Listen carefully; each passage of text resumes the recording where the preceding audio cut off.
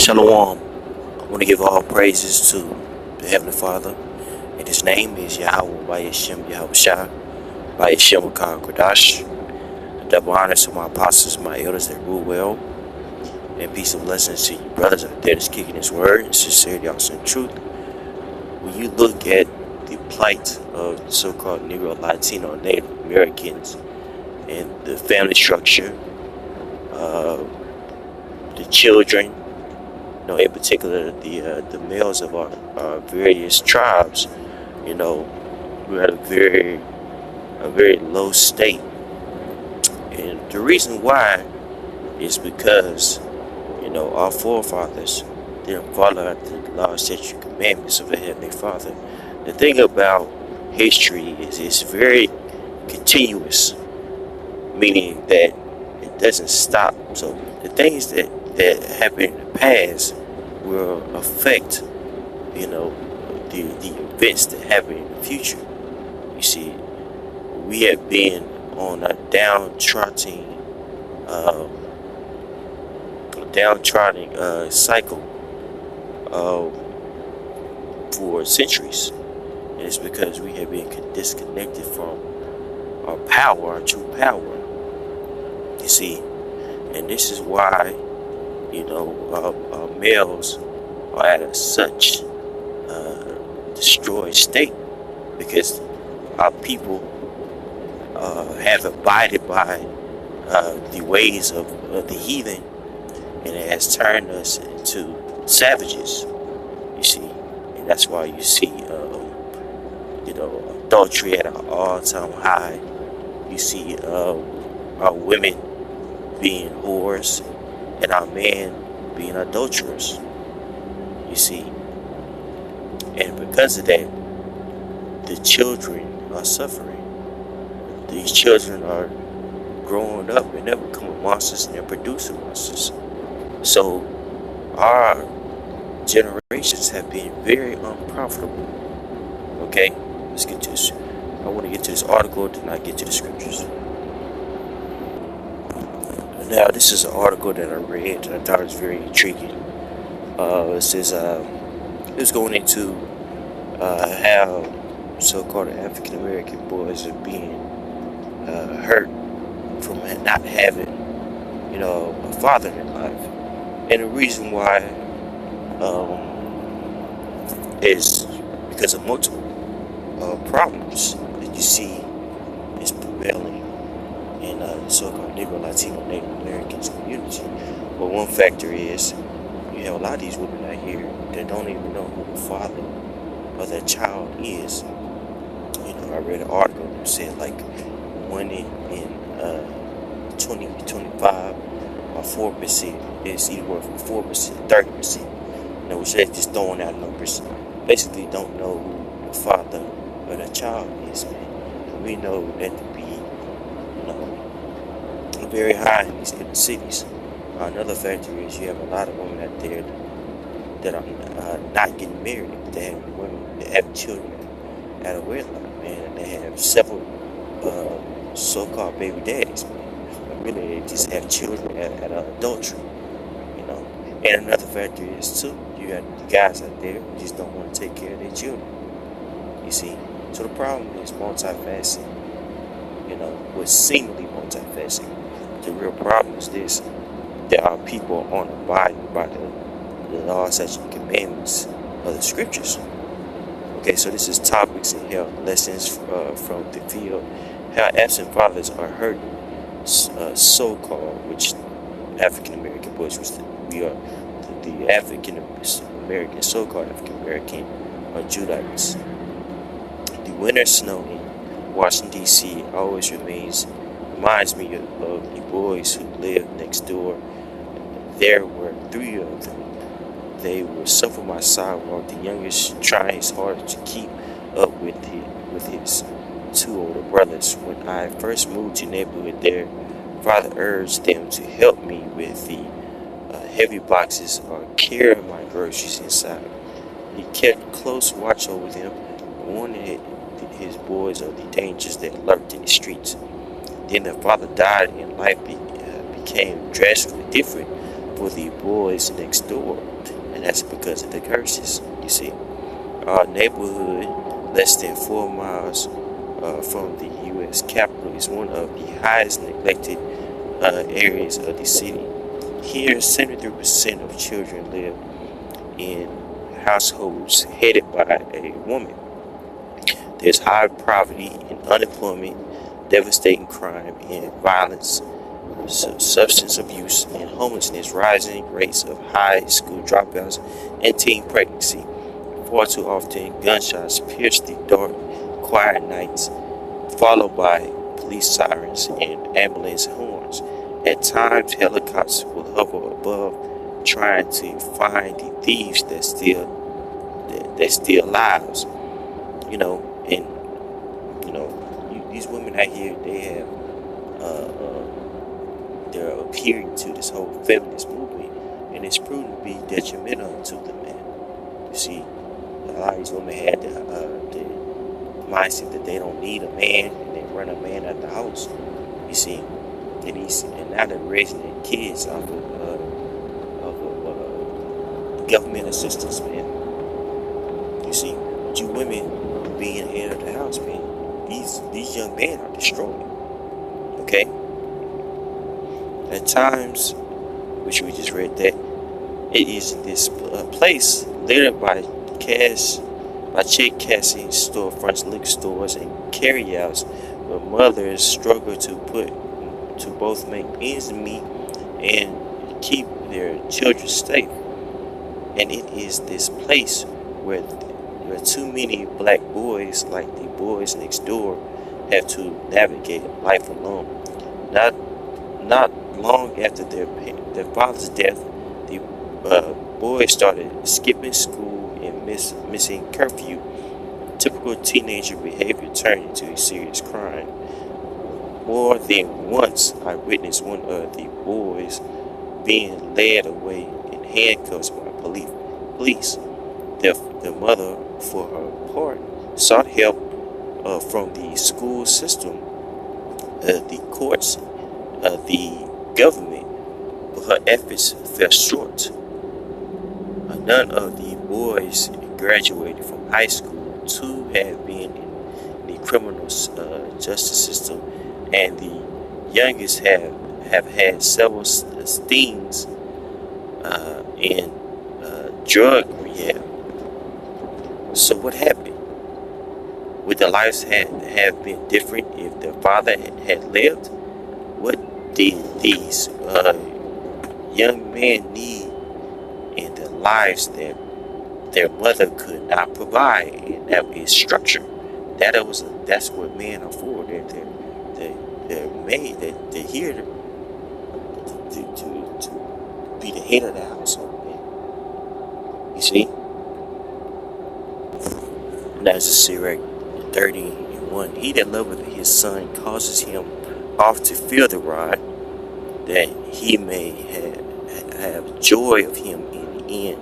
He that chastiseth his son shall have joy in him, and shall rejoice of him among his acquaintances. He that teaches his son good the enemy, and before his friends he shall rejoice of him. Though his father die, yet he is as though he were not dead, for he hath left one behind him that is like himself. While he lived, he saw and rejoiced in him, and when he died, he was not sorrowful. He left behind him an avenger against his enemies, and one that shall quit kindness to his friends. You see that? The man that died in this article that we read, you see, he didn't teach his sons the understanding of the scriptures, I guarantee. And by their fruit, you should know them, man. That's why the scriptures say, call no man blessed, before he will be basically known by his children. You see? Let's get that. Sirach 11:28. Judge none, blessed before his death. For a man shall be known in his children. You see, so what you produce in your children's life is going to determine whether or not you're blessed. And our people has produced nothing but gloom, death, and destruction in our children. What are our children being taught? Go play football. Go to these whorehouses or colleges. You see, none of these children are being taught, to respect the Lord first and foremost. You know what I'm saying? Keep his high holy days. Refrain from, lewd sexual conduct. You see, everything that our people need is in the scriptures, man. But how our people are supposed to learn without a teacher, without a preacher. You see, and in a lot of ways in the community, that starts first and foremost in a path. You see, when you remove that father figure, man, you see, that's when these households are being destroyed, man, because the strength of the house is taken away, and these various households are receptible to all these demons, man. Let's get that. Matthew 12:29. Or else, how can one enter into a strong man's house and spoil his goods except he first bind the strong man?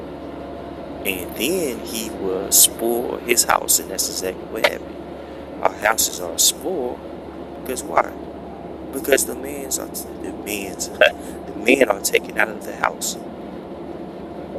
Okay? So let's go back to the article.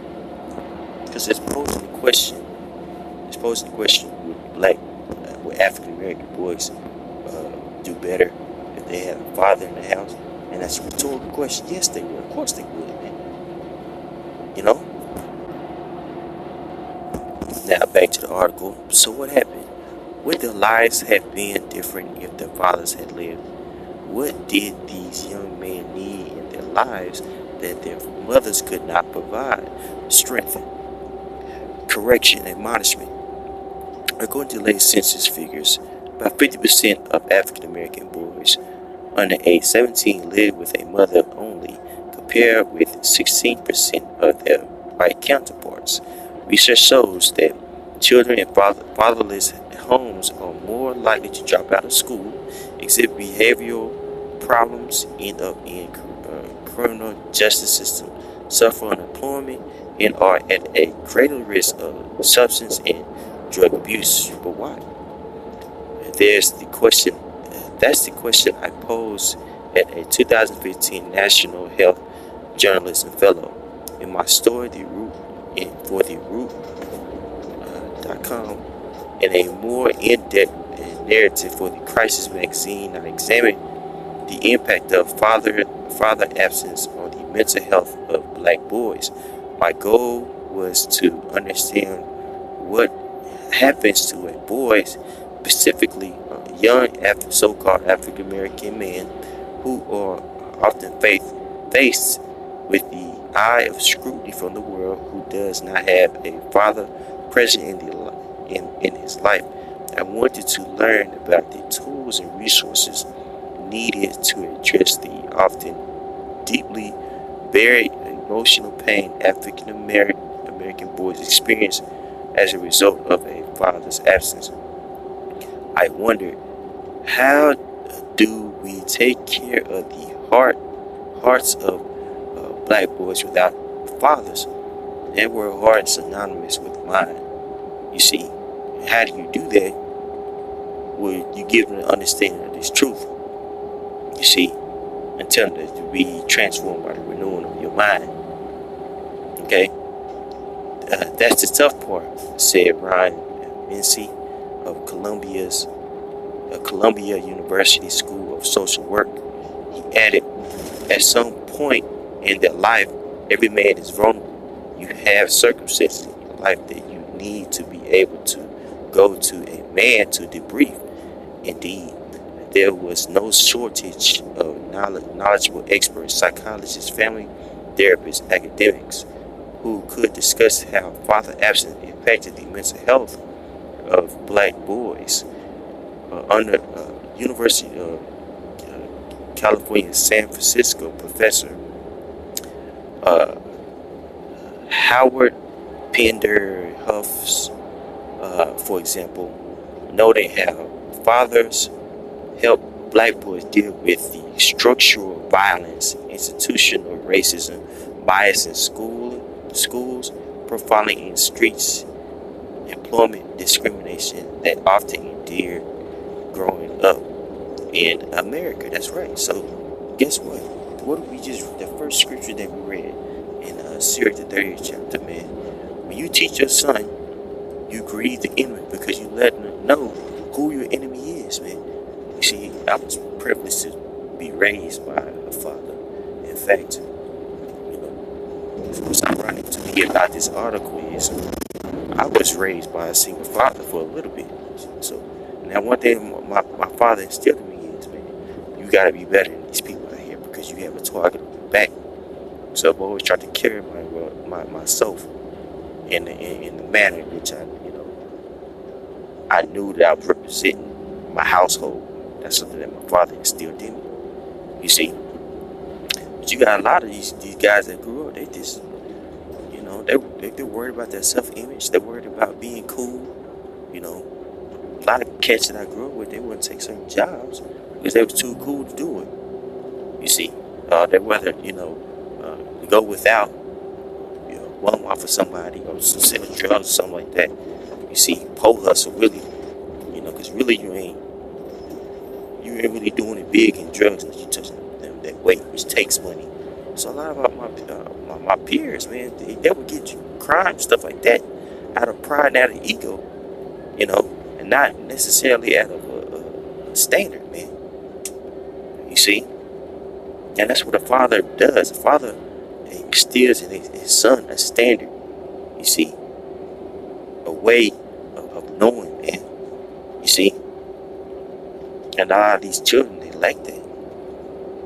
You see, if you don't have a father in your home who can act as a source of support and one of your pillars of your formation of resilience, then you're less likely to be resilient in the face of a lot of sources of trauma.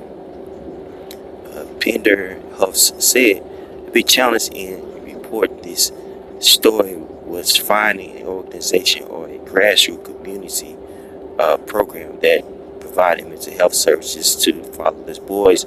There are numerous after-school programs, mentoring organizations, and weekend enrichment activities for boys. However, it is difficult finding a program that incorporated a mental health component.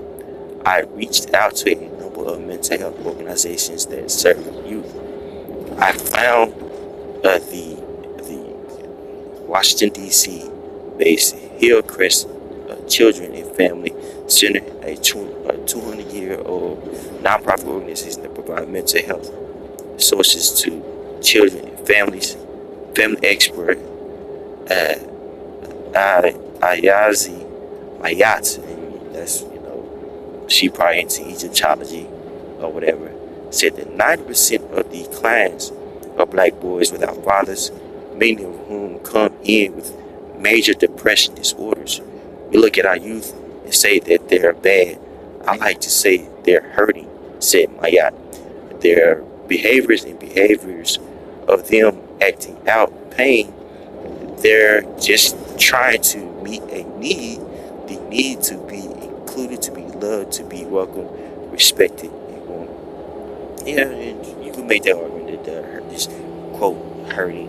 A lot of these cats, saying this is wicked as I get out, and don't have any structured badass kids, and their mom has allowed them to act that way. You see, and now we're getting to it, man.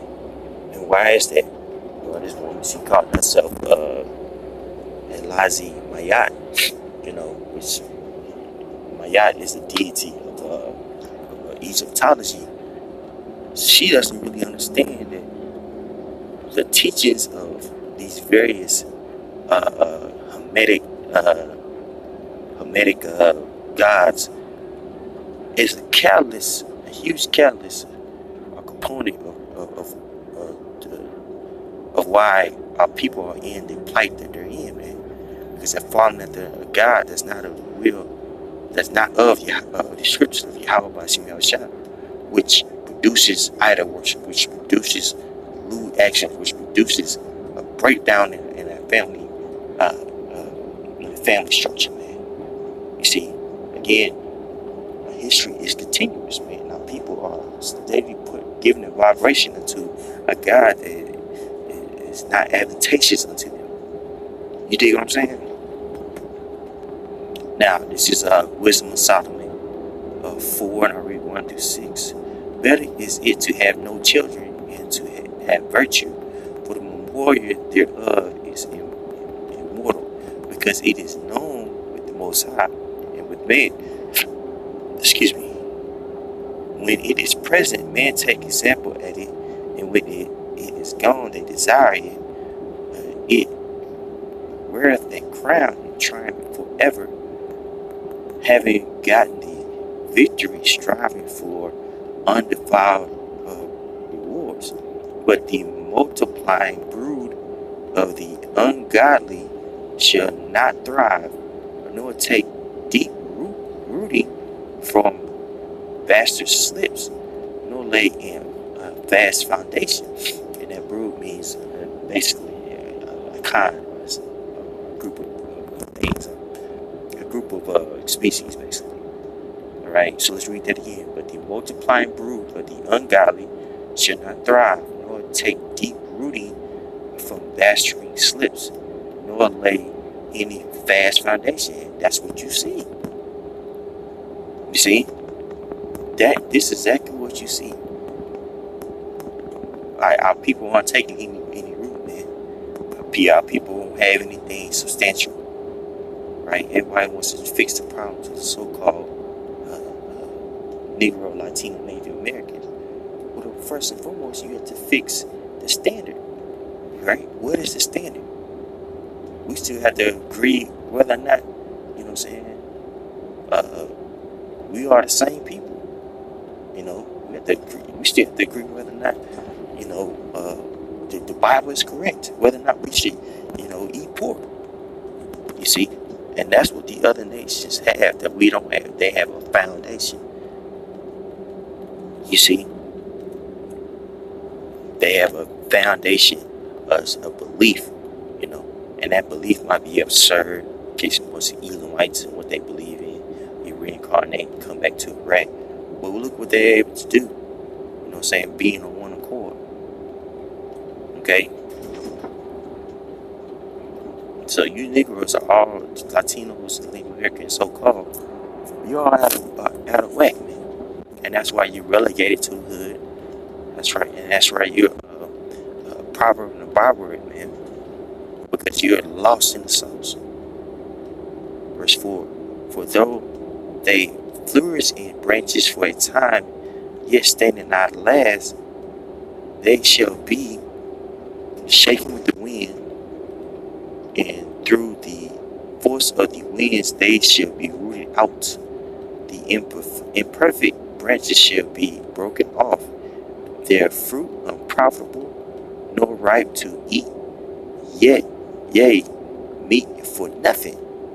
For children begotten of unlawful beds are witnesses of wickedness against their parents in their trial. That's what you see.